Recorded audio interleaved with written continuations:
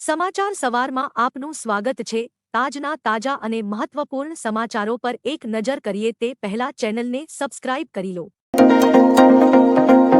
અંબાલાલ પટેલની મોટી આગાહી। હવામાન નિષ્ણાંત અંબાલાલ પટેલે ગુજરાત માથે ભારે વરસાદની આગાહી કરી છે। અંબાલાલ અનુસાર કચ્છમાં જળબંબાકારની સ્થિતિ સર્જાઈ શકે છે। આગામી 17 થી 22 ઓગસ્ટ દરમિયાન ભારે વરસાદની આગાહી કરી છે। ખેતી માટે સારો વરસાદ થાય તેવી શક્યતાઓ, ખાસ કે સૌરાષ્ટ્ર અને કચ્છમાં ભારે વરસાદ વરસશે। નદીઓમાં પૂર આવશે તેવી આગાહી કરી છે। બંગાળની ખાડીમાં વરસાદી સિસ્ટમ સક્રિય થતા ગુજરાત માટે વરસાદી માહોલ જામે તેવી શક્યતાઓ છે। સૌરાષ્ટ્ર અને દક્ષિણ ગુજરાતમાં વરસાદ। ગઈકાલે બપોર બાદ રાજ્યમાં સૌરાષ્ટ્રના ઘણા વિસ્તારોમાં વરસાદ નોંધાયો છે, જેમાં જસદણ, જામનગર શહેર, અમરેલીના બાબરામાં અને ગીર સોમનાથના વેરાવળમાં ગાજવીજ સાથે વરસાદ થયો છે। આ સાથે દક્ષિણ ગુજરાતના ઘણા વિસ્તારોમાં પણ વરસાદ નોંધાયો છે। આ ઉપરાંત વડોદરા અને ભરૂચમાં પણ વરસાદ નોંધાયો છે। આ વરસાદ વરસવાના કારણે ખેડૂતોની ચિંતામાં આંશિક ઘટાડો થયો છે। આ સિવાય ભરૂચ, અમરેલી, આમોદ તાલુકામાં અને જામનગર શહેરમાં અનેક સ્થળે વરસાદી માહોલ જામ્યો હતો। પીએમ મોદી 12મી વાર લાલ કિલ્લા પર ધ્વજ ફરકાવશે। આજે 15 ઓગસ્ટ 2025 ના રોજ 79માં સ્વતંત્રતા દિવસ નિમિત્તે વડાપ્રધાન નરેન્દ્ર મોદી દિલ્હીના લાલ કિલ્લા પર 12મી વાર તિરંગો ફરકાવશે। આ વર્ષની થીમ નયા ભારત છે અને પીએમનું સંબોધન સેનાના શૌર્યને સમર્પિત હશે। આ વખતે રાષ્ટ્રગાન વગાડનારા બેન્ડમાં પ્રથમવાર 11 અગ્નિવીરો પણ સામેલ થશે। આમંત્રણ કાર્ડ પર ઓપરેશન સિંદૂર અને ચિનાબ પુલનો લોગો મૂકવામાં આવ્યો છે। વરસાદ અંગે હવામાન વિભાગની આગાહી। હવામાન વિભાગે આગાહી કરી છે કે આજથી લઈને 20 ઓગસ્ટ સુધી રાજ્યના વિવિધ વિસ્તારોમાં ભારેથી અતિભારે વરસાદ પડશે। ખાસ કરીને 17 ઓગસ્ટે વરસાદનું જોર સૌથી વધુ રહેશે। અમદાવાદમાં આવતીકાલે ભારે વરસાદની શક્યતા છે। દક્ષિણ ગુજરાતમાં આજે ભારે વરસાદ પડશે તેવી સંભાવના છે। નાગરિકોને સાવચેતી રાખવા અને જરૂરી હોય ત્યારે જ ઘરની બહાર નીકળવાની સલાહ આપવામાં આવી છે। અમેરિકા પર વિશ્વાસ ન કરતા બ્રિક્સ સાથે જોડાઓ। અમેરિકન અર્થશાસ્ત્રી જેફરી સાસે ભારતને અમેરિકા પરથી નિર્ભરતા ઘટાડવાની સલાહ આપી છે। તેમણે કહ્યું કે અમેરિકા સાથે સુરક્ષા સંબંધો કારગર સાબિત નહીં થાય, તેથી ભારતે બ્રિક્સ સાથે જોડાણ કરવું જોઈએ। સાસે જણાવ્યું કે ટ્રમ્પ આવેશમાં આવીને નિર્ણયો લે છે અને તેમણે રશિયન ક્રૂડ ખરીદવા બદલ ભારત પર 50% ટેરિફ લાદ્યો છે। ભારતે સ્વતંત્ર વિદેશ નીતિ અપનાવીને અમેરિકાના દબાણમાં ન આવવું જોઈએ।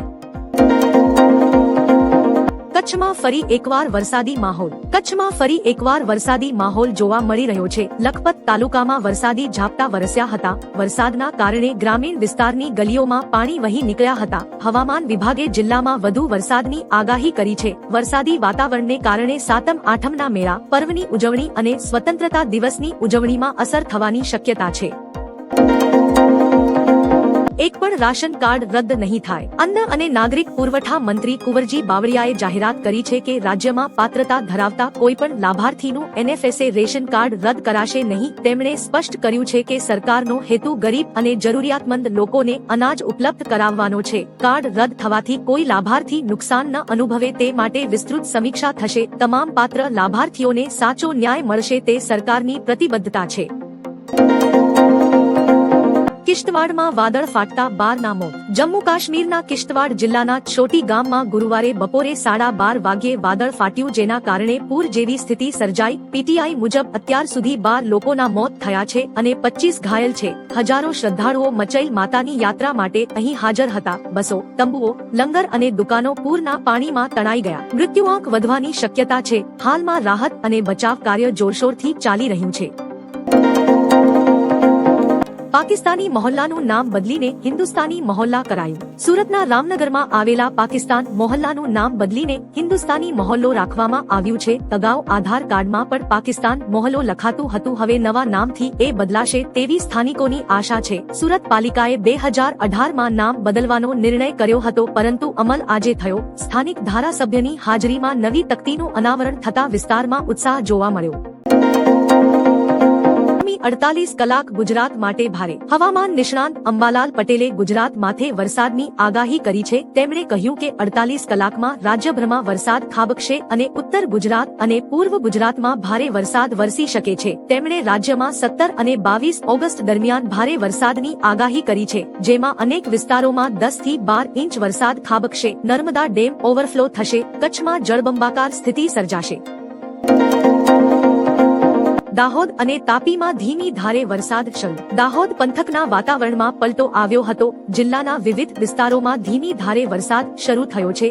દાહોદ અને ઝાલોદ તાલુકાના લીંબડી, વરોડ, કારટ, મીરાખેડી, ખેડા અને ડુંગરી સહિતના વિસ્તારોમાં વરસાદની ધીમી ધાર વરસી રહી છે। ગ્રામ્ય વિસ્તારોમાં પણ હળવો વરસાદ નોંધાયો છે। વરસાદના કારણે વાતાવરણમાં ઠંડક પ્રસરી ગઈ છે। સાથે જ તાપી પંથકમાં ગત રાતથી વરસાદી માહોલ જામ્યો હતો। વ્યારા, સોનગઢ, બાલોડ અને નિઝરમાં વરસાદ વરસ્યો હતો। વિરામ બાદ વરસાદ પડતા ખેડૂતોને ફાયદો થશે। હાલ તાપી પંથકમાં ખેડૂતોએ ડાંગર, શાકભાજી અને શેરડીનું વાવેતર કરેલું છે। સીએમનો આદેશ, એક પણ ખેડૂત ખાતરથી વંચિત ના રહે। ગુજરાતમાં ખાતરની અછતને કારણે સર્જાયેલી સમસ્યા મુદ્દે મુખ્યમંત્રી ભૂપેન્દ્ર પટેલે કેબિનેટ બેઠકમાં કડક વલણ અપનાવ્યું છે। તેમણે મંત્રીઓ અને અધિકારીઓને સ્પષ્ટ આદેશ આપતા કહ્યું કે એક પણ ખેડૂત ખાતરથી વંચિત ન રહે। મુખ્યમંત્રીએ ખાતરનો પૂરતો જથ્થો ખેડૂતો સુધી સમયસર પહોંચાડવા માટે એક સપ્તાહનું અલ્ટિમેટમ આપ્યું છે। આ નિર્ણયથી ખાતરની કાળાબજારી અને હેરાફેરી અટકશે તેવી આશા છે। જન્માષ્ટમી પર જીએસઆરટીસી દોડાવશે 1200 એક્સ્ટ્રા બસો। જન્માષ્ટમીના તહેવારને ધ્યાનમાં રાખીને જીએસઆરટીસી દ્વારા એક મોટો નિર્ણય લેવામાં આવ્યો છે। મુસાફરોને કોઈ અગવડતા ન પડે તે માટે ખાસ કરીને સૌરાષ્ટ્રના મેળાઓ અને મુખ્ય શહેરો માટે 1200 વધારાની બસો દોડાવવામાં આવશે। તહેવારના કારણે એડવાન્સ બુકિંગનો ભારે ધસારો જોવા મળી રહ્યો છે, જેમાં છેલ્લા 48 કલાકમાં લગભગ 2 લાખ સીટોનું ઓનલાઈન બુકિંગ થયું છે, જે એસટીની લોકપ્રિયતા દર્શાવે છે। હવામાન વિભાગની આગાહી। હવામાન વિભાગની આગાહી અનુસાર રાજ્યમાં 15 ઓગસ્ટથી ભારે વરસાદનો નવો રાઉન્ડ શરૂ થાય તેવી શક્યતા છે। દક્ષિણ ગુજરાત અને પૂર્વ ગુજરાતના વિસ્તારોમાં ભારે વરસાદ થશે। 5 ઓગસ્ટથી 22 ઓગસ્ટ સુધી રાજ્યમાં ભારે વરસાદ પડશે। કચ્છ અને તેની આસપાસના વિસ્તારોમાં સક્રિય થયેલું અપર એર સાયક્લોનિક સર્ક્યુલેશન આ વરસાદનું મુખ્ય કારણ છે। આ સિસ્ટમને કારણે ભેજના પ્રમાણમાં વધારો થયો છે, જે કારણે ભારે વરસાદ થશે। ભારતને એવું સબક શીખવાડીશું કે આખી જિંદગી યાદ રાખશે। પાકિસ્તાનના વડાપ્રધાન શાહબાઝ શરીફે ભારતને ધમકી આપી છે કે જો ભારત પાકિસ્તાન તરફ વહેતા પાણીને રોકવાનો પ્રયાસ કરશે તો પાકિસ્તાન તેનો જડબાતોડ જવાબ આપશે। તેમણે કહ્યું કે પાણી પાકિસ્તાન માટે જીવનરેખા સમાન છે અને સિંધુ જળ સંધિ પર કોઈ સમાધાન કરવામાં આવશે નહીં। જો આવું કરવાનો પ્રયાસ થશે તો પાકિસ્તાન એવો પાઠ ભણાવશે જે આખી જિંદગી નહીં ભૂલાય। પેટ્રોલ ડીઝલ પર જનતાને ડામ, કંપનીઓ અને સરકારને ફાયદો। છેલ્લા 3 વર્ષથી ભારત રશિયા પાસેથી સસ્તા ભાવે ક્રૂડ ઓઇલ ખરીદી રહ્યું છે, પરંતુ તેનો લાભ સામાન્ય નાગરિકોને મળ્યો નથી। આ સસ્તા તેલનો 65% ફાયદો રિલાયન્સ અને ઇન્ડિયન ઓઇલ જેવી કંપનીઓને મળ્યો છે, જ્યારે સરકારને 35% ફાયદો થયો છે। કેન્દ્ર અને રાજ્ય સરકારો પેટ્રોલ ડીઝલ પર અનુક્રમે 46% અને 42% ટેક્સ વસૂલે છે। પરિણામે કંપનીઓ અને સરકારી તિજોરી ભરાઈ રહી છે। અમિત શાહે અને ભૂપેન્દ્ર પટેલે નિવાસ સ્થાને ફરકાવ્યો રાષ્ટ્રધ્વજ। કેન્દ્રીય ગૃહ અને સહકાર મંત્રી અમિત શાહે હર ઘર તિરંગા અભિયાન અંતર્ગત નવી દિલ્હીના પોતાના નિવાસ સ્થાને પત્ની સાથે રાષ્ટ્રીય ધ્વજ ફરકાવ્યો।